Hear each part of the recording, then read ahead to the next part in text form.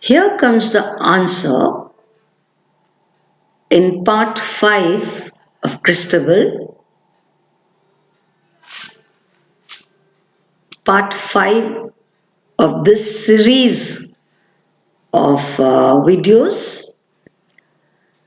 There she sees a damsel bright, dressed in the silken robe of white, that shadowy in the moonlight shone, the neck that made the white robe wan. Her stately neck and arms were bare, her blue-veined feet unsandaled were, and wildly glittered here and there the gems entangled in her hair.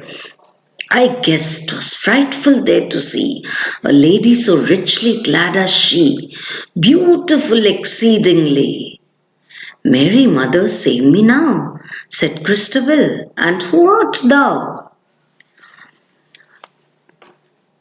What did Christabel see when she turned behind the oak? The answer is she saw a brightly dressed damsel. She was dressed in a silken robe of white color, and it shone, that shadowy the moonlight shone. It shined more due to the moonlight, due to the reflection of the moon. And the neck that made the white robe wan, her neck was even fairer, whiter. Her stately neck and arms were bare. See, in those days, women used to be fully covered, women of royal belonging or high status women usually were covered. The neck and arms, particularly, were fully covered. Her stately neck and arms were bare, her blue veined feet unsandaled were. Why wasn't she wearing any sandals? And her feet were also that fair that the blue veins of her feet were visible. And wildly glittered here and there the gems entangled in her hair. And in her open hair, the hair was let loose, and there were gems glittering there. A lady so richly clad as she, beautiful exceedingly.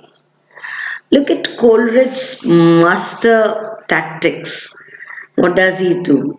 He describes the lady extravagantly, and then suddenly he summarizes it as beautiful exceedingly.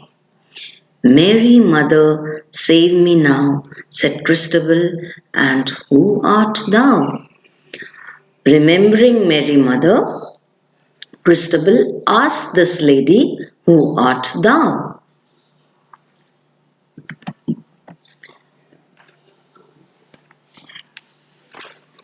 She got a response.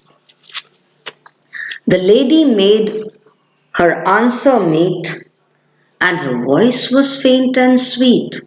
Have pity on my sore distress. I scarce can speak for weariness. Stretch forth thy hand and have no fear, said Christabel. How camest thou here? And the lady, whose voice was faint and sweet, did thus pursue her answer meet.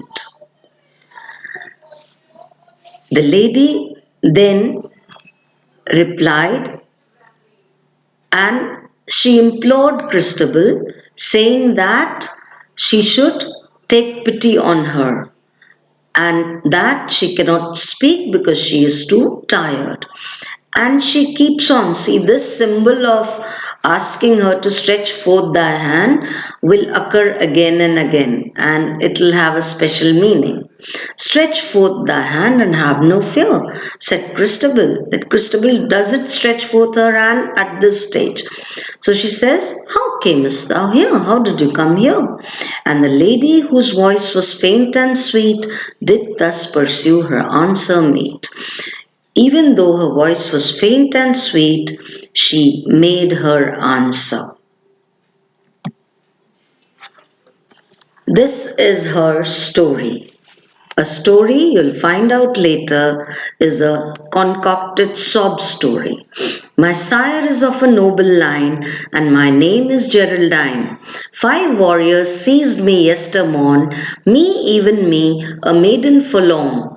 They choked my cries with force and fright, and tied me on a palfrey white. The palfrey was as fleet as wind, and they rode furiously behind.